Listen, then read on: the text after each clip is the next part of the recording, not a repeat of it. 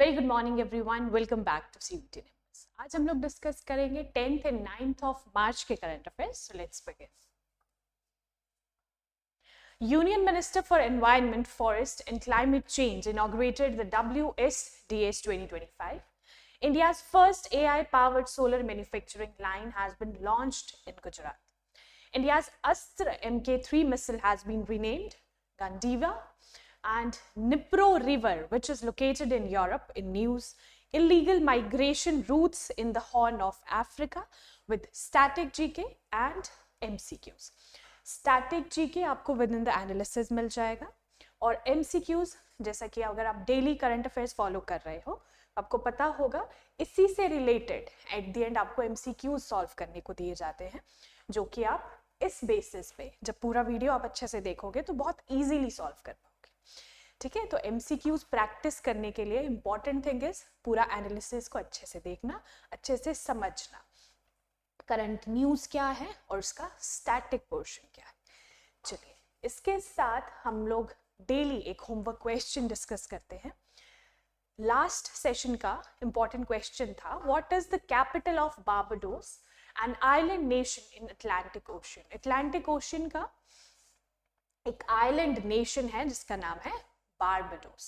ध्यान रखेंगे, Atlantic ocean में आइलैंड नेशन है बारबाडोस, जिसकी कैपिटल आपको बताना था।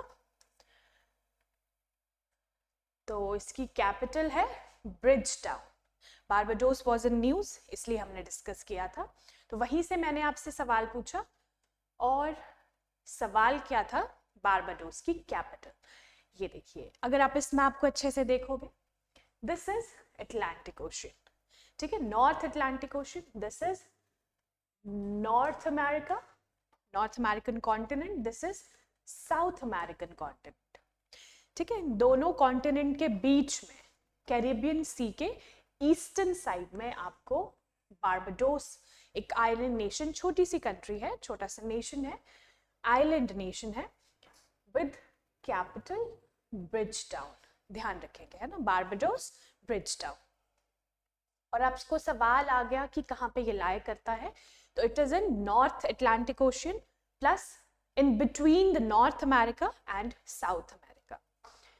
ये देखिए, ये है बारबाडोस, अगर आप जूम्ड इन पिक्चर देखो इसकी, और ब्रिज टाउन बिल्कुल ही साउथ में देखने को मिलेगा। This is bridge town, it's capital. Union Minister for Environment, Forest and Climate Change inaugurated the WSDS 2025. News क्या है, union minister for environment, forest and climate change, ठीक है, जिनका नाम है भूपेंद्र यादव, इन्होंने इनॉग्रेट किया है world sustainable development summit in new Delhi. तो न्यूज का कॉन्टेक्स्ट आपको याद रहेगा। ठीक है, world sustainable development summit WSDS कहाँ पे इनॉग्रेट हुआ, न्यू दिल्ली में, और किसने किया, Bhupender Yadav, union minister for environment, forest and climate change. देखिए, सस्टेनेबल डेवलपमेंट समिट है तो it has to do something with environment, तो वहां से आप रिलेट करोगे कि किस मिनिस्टर ने इनॉग्रेट किया है, तो environment, forest and climate change union minister हमारे भूपेंद्र यादव। ये भी आपको याद हो गया ना, आपको सारे के सारे मिनिस्टर्स, जो भी कैबिनेट होता है उसके मिनिस्टर्स याद होने चाहिए, पता होना चाहिए कि कौन कौन है। तो यहाँ से आपको ये चीज ध्यान रखनी है। दूसरा क्या है, वर्ल्ड सस्टेनेबल डेवलपमेंट समिट है न्यू दिल्ली में जो इनॉग्रेट हुआ है, तो आप ध्यान रख पाओगे कि सस्टेनेबल डेवलपमेंट की बात हो रही है, तो it has to do something with environment, है ना, हमारे एनवायरनमेंट के साथ, क्लाइमेट के साथ। तो environment, forest and climate change minister, ऐसे आप ये ध्यान रखा करो, है ना। कुछ ट्रिक्स होती हैं, हर चीज को याद करने के लिए रट्टा इज नॉट इम्पॉर्टेंट, समझ के अगर आप करोगे तो वो ज्यादा लंबा रहता है आपके दिमाग में।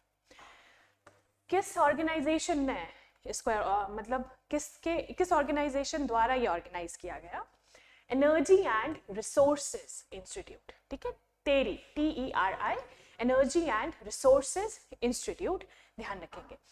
और इस समिट का एक पर्टिकुलर थीम था जो कि आप ध्यान रखोगे, बहुत ही इंपॉर्टेंट है। एक तो ये समिट ही पहले में बहुत ज्यादा इंपॉर्टेंट है, सस्टेनेबल डेवलपमेंट गोल्स से भी आप इसे रिलेट कर सकते हो। प्लस इसका थीम क्या है, partnerships for accelerating sustainable development and climate solutions. ये है थीम फॉर 2025। क्या है, partnerships for accelerating sustainable development and climate solutions. He highlighted India's strong commitment to fighting climate change. इन्होंने हाईलाइट किया है इंडिया का जो स्ट्रॉन्ग कमिटमेंट है ना, उस कमिटमेंट में एसडीजी गोल्स आ जाएंगे, जो भी हाइड्रोजन पावर पे जो हम आप कह सकते हो रिप्लेस कर रहे हैं CO2 से, जो भी है ना, तो फाइटिंग क्लाइमेट चेंज। यहाँ से जितनी भी इंपॉर्टेंट चीजें थी वो आप पॉइंटर्स में नोट कर सकते हो। एल्स आप क्या करोगे, आप टेलीग्राम चैनल पे जाओगे जिसका लिंक डिस्क्रिप्शन में आपको मिल जाएगा, उस चैनल को ज्वाइन करोगे और वहां से आपको ये सारे के सारे नोट्स PDF फॉर्म्स में मिल जाएंगे और वहां से आप इजीली डाउनलोड कर सकते हो कभी भी, है ना। अगर आप डेली बेसिस पे फॉलो कर रहे हो तो डेली के डेली उसे डाउनलोड कर दिया करो और उसके बाद एक बार फिर से रिवाइज करने के लिए ईजी हो जाता है ना। बार बार वीडियो देखना इज नॉट सो कन्वीनियंट, वो टाइम भी आपका ज़्यादा लेता है, तो एक बार आप अच्छे से देख लो, है ना, पूरा वीडियो, उसी टाइम डाउनलोड करके नोट्स एक बार गो थ्रू कर लो। फिर अगर कुछ ना समझ आए then come back to the video. चलिए नेक्स्ट इज, अगर हम यहाँ पे बात करें वर्ल्ड सस्टेनेबल डेवलपमेंट समिट 2025 की, ये इंपॉर्टेंट समिट है, पहले तो आप ये ध्यान रखोगे, है ना, और इसका मैंने आपको थीम ऑलरेडी बता दिया था। दिस इज द थीम, यहाँ पे भी लिखा है बहुत अच्छे से। अगर हम बात करें पहली बार ये कब हुआ था, तो इट टुक प्लेस इन 2002। कहाँ पे, साउथ अफ्रीका में। Important fact, first world sustainable development summit कब हुई थी, 2002, है ना, 2002 में हुई थी और साउथ अफ्रीका में हुई थी, ध्यान रखेंगे। यहाँ से भी आपको बहुत ही इंपॉर्टेंट एक फैक्ट मिला है ना, वर्ल्ड सस्टेनेबल डेवलपमेंट समिट 2025, क्योंकि कोई भी चीज करंट में रहती है, करंट के साथ उसका स्टैटिक पोर्शन क्या है और आपके लिए क्या इंपॉर्टेंट है, दैट इज वेरी इंपॉर्टेंट, है ना। तो आपको ध्यान रखना है, स्टैटिक पोर्शन भी आप मिस ना करो। चलिए नेक्स्ट न्यूज पे आते हैं। India's first AI powered solar manufacturing line has been launched. India की पहली AI powered solar manufacturing line, ये जो सोलर पैनल्स आप यहाँ पे देख रहे हो इसकी बात हो रही है। तो इंडिया का पहला AI पावर्ड में artificial intelligence powered solar manufacturing line has been launched. Union minister Prahlad Joshi launched India's first AI powered solar manufacturing line at Goldi solar's new facility in Kosamba, Surat, Gujarat. तो गुजरात में ये लॉन्च किया गया है। यहां से एक सवाल मैं आपसे पूछती हूँ, यूनियन मिनिस्टर प्रहलाद जोशी किस मिनिस्ट्री के हेड है, ठीक है, किस मिनिस्ट्री को हेड करते हैं Prahlad Joshi. The AI powered facility enhances precision, scalability, efficiency, supporting India's next zero transition. तो ये जो AI पावर्ड फैसिलिटी है, ये क्या क्या चीजें एनहांस करती है, वो सारी चीजें यहाँ पे लिखी गई है। एफिशिएंसी, इंडिया का जो नेट जीरो ट्रांजिशन है उसको सपोर्ट करती है। Then plant has a planned production capacity of 14 giga and integrates industry first AI innovations. तो industry first AI innovations, आपको सिंपली क्या ध्यान रखना है, India's first AI powered solar manufacturing line कहाँ पे लॉन्च की गई है, ये सवाल आपको अगर आएगा तो your answer will be Gujarat, Surat, Gujarat, ठीक है। High speed stringers use AI automation to produce 10,000 solar cells per hour with minimal errors and waste. तो यहाँ पे ये दिखाया गया है कि ये काम कैसे करता है। आपके लिए इंपॉर्टेंट चीज है दिस फर्स्ट लाइन, है ना। AI powered automated optical inspection ensures real time defect detection। तो इसमें एक नई चीज है ना, नई इनोवेशन लाई गई है, that is AI powered automated optical inspection। इसमें क्या होता है, ensures real time defect detection, कि अगर कोई भी डिटेक्शन मतलब कोई भी डिफेक्ट हो रहा है तो ये रियल टाइम है, मतलब अभी के अभी वो डिटेक्ट कर पाएगा। मेजरली आप ये ध्यान रखोगे, गुजरात में first AI powered solar manufacturing line launch की गई है। और मैंने जो सवाल पूछा है उसका भी जवाब आपको कमेंट सेक्शन में देना है। प्रहलाद जोशी जी किस चीज के मिनिस्टर है? चलिए, ये है इंडिया का मैप। इंडिया के मैप में दिस इज गुजरात, है ना, बिल्कुल वेस्ट में है गुजरात। और सूरत आपको दिखेगा, ये दिस इज सूरत, ठीक है। गुजरात के, महाराष्ट्र और गुजरात के बॉर्डर एरिया पे है, ऑलमोस्ट बॉर्डर एरिया पे सूरत देखने को मिलेगा। अगर हम गुजरात देखें तो विद कैपिटल गांधीनगर, आसपास के स्टेट्स देख लेंगे, this is Rajasthan, this is Madhya Pradesh, this is Maharashtra, ठीक है। 3 स्टेट्स आ गए। और international boundary it shares with Pakistan, ध्यान रखेंगे। और ये आ जाएगा इधर अरेबियन सी, ये सारी चीजें ध्यान रखेंगे, है ना। ये देखिए ये है गुजरात का map. Here is Surat, south Gujarat में ये लाई करता है Surat. India's Astra MK3 missile has been renamed Gandiva. तो आपको ध्यान रखना है, ये देखिए ये है इंडिया का अस्त्र MK3 मिसाइल जिसे नाम दिया गया है गंडीवा। ध्यान रखेंगे, इंपॉर्टेंट सवाल है। India's latest and most advanced air to air missile है ये। Astra MK3 has been officially renamed as Gandiva. Official name इसका बदल दिया गया है from Astra MK3 to Gandiva, inspired by Arjuna's legendary bow from the Maharashtra. तो ये जो नाम लिया गया है गंडीवा, ये किससे इंस्पायर्ड है? अर्जुनाज लेजेंडरी बो, जो अर्जुन का बो होता था तीर कमान महाभारत में, ठीक है, वहां से ये नाम लिया गया है। It is a beyond visual range air to air missile design for fighter aircraft. तो ये फाइटर एयरक्राफ्ट के लिए है, air to air missile and beyond visual range. It is मतलब कि इतनी ज्यादा इसकी रेंज है कि आपको एक टाइम पे दिखना बंद हो जाएगा, है ना, beyond visual range. It is developed by DRDO. It aims to revolutionize BVR aerial combat. BVR is beyond visual range. आप ध्यान रखोगे। और किसने डेवलप किया है? DRDO. This is very important. It will be developed on IAF's Sukhoi Su-30 Mk1 and Tejas aircraft. तो यहाँ पे किस पे डिप्लॉय ये किया जाएगा? IAF's Sukhoi Su-30 Mk1 and तेजस, है ना। एयर टू एयर मिसाइल है तो मतलब हवा से ही छोड़ी जाएगी और हवा में ही खत्म हो जाएगी, है ना। तो ध्यान रखेंगे किसका नाम गंडीवा बदल के रख दिया गया है, ऐसे घुमा फिरा के कैसे भी आपको सवाल आ सकता है। चलिए, दिस इज DRDO, है ना, DRDO की बात हो रही है। ये DRDO है, ये देखिए this is logo of DRDO। और DRDO आता किस मिनिस्ट्री के अंदर है? Ministry of defence. ये ध्यान रखेंगे, इंपॉर्टेंट है। मिनिस्ट्री ऑफ डिफेंस के अंदर आता है defence research and development organisation, DRDO। Establish हुआ था 1958 में। हेडक्वार्टर्स कहाँ पे है? न्यू दिल्ली में इसके हेडक्वार्टर्स मिलेंगे आपको। और इसका एक मोटो है, वेरी इंपॉर्टेंट, बालस्य मूलम विज्ञानम, ठीक है, जिसका मतलब है the source of strength is science drives the nation in peace and war. बालस्य मूलम विज्ञानम, ठीक है। इसका इंग्लिश में मीनिंग है source of strength is science. Science एक स्ट्रेंथ है, drives the nation into peace and war, जो कि ड्राइव करता है नेशन को या तो पीस में या फिर वॉर में, ठीक है। ऐसा इसका एक मोटो है जो कि आप ध्यान रखोगे। और एस्टेब्लिश कब हुआ था? हेडक्वार्टर्स कहाँ पे? Very important. Dnipro river which is located in Europe in news. तो यहाँ पे निप्रो रिवर की बात हो रही है, जो स्पेल हम करते हैं DNIPRO, ठीक है, निप्रो।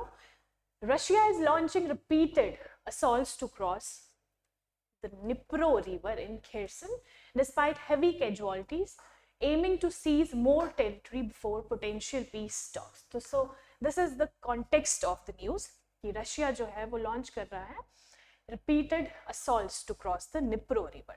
निप्रो रिवर अभी हम देखेंगे एग्जैक्टली कहाँ पे लाई कर रहा है। इसका जो न्यूज का कॉन्टेक्स्ट है वो है रशिया से रिलेट कर रहा है कि इसको वो क्रॉस करना चाह रहा है दिस रिवर, ठीक है। बेसिकली ये जो रिवर है ये यूरोप और रशिया के बीच में एक बाउंड्री का काम करती है ना, तो इसको क्रॉस करना चाह रहा है रशिया। अब हम स्टैटिक पोर्शन पे आए गए। निप्रो जिसे हम नाइपर भी कहते हैं, ठीक है। निप्रो जो है इस रिवर को हम यूक्रेन में कहते हैं और Dnieper is the English name. तो Dnipro and Dnieper are the same rivers, आपको कंफ्यूज नहीं होना है। Is one of the Europe's major transboundary rivers. Transboundary river है बिटवीन यूरोप एंड एशिया, है ना, रशिया वाला जो एरिया आता है, तो रशिया और यूरोप के बीच में ट्रांसबाउंड्री रिवर का काम करता है निप्रो या फिर Dnieper. It is the fourth longest river in Europe after the Volga, Danube and Ural. तो ये चौथी सबसे लॉन्गेस्ट रिवर है इन यूरोप। किसके बाद? पहली है वोल्गा, दूसरी दानुबे एंड यूराल। तो ध्यान रखेंगे आप, यूराल माउंटेन्स भी है बिटवीन यूरोप एंड एशिया, ध्यान रखेंगे, ठीक है। The river flows through eastern Europe draining much of Belarus and Ukraine. तो रिवर जो है वो ईस्टर्न यूरोप में फ्लो करती है, draining much of Belarus and Ukraine. Historically, it served as an important natural barrier dividing Ukraine into right and left banks. It served as an important natural barrier. एक important natural barrier का काम इसने किया है और Ukraine को ये divide करती है into right and left banks. आपको ध्यान रखना है, fourth longest river in Europe after Volga, Danube and Ural, ध्यान रखेंगे। Dnipro and Dnieper both are the same rivers, बस निप्रो इसे यूक्रेन में कहते हैं और Dnieper in the rest of the Europe. ये देखिए, अगर हम मैप में देखें, ये आपको यूक्रेन देखने को मिलेगा, दिस, ठीक है, दिस इज यूक्रेन। ये है नाइपर, कीव से होते हुए जाती है नाइपर रिवर या फिर निप्रो रिवर। इधर आ जाएगा रशिया, यहां से ये निकलती है ऐसे। तो नाइपर रिवर ध्यान रखेंगे, ठीक है, बिल्कुल बीच से जा रही है, तो इसका मतलब है यूक्रेन को ये ईस्ट और वेस्ट, है ना, दो बैंक्स में डिवाइड करती है।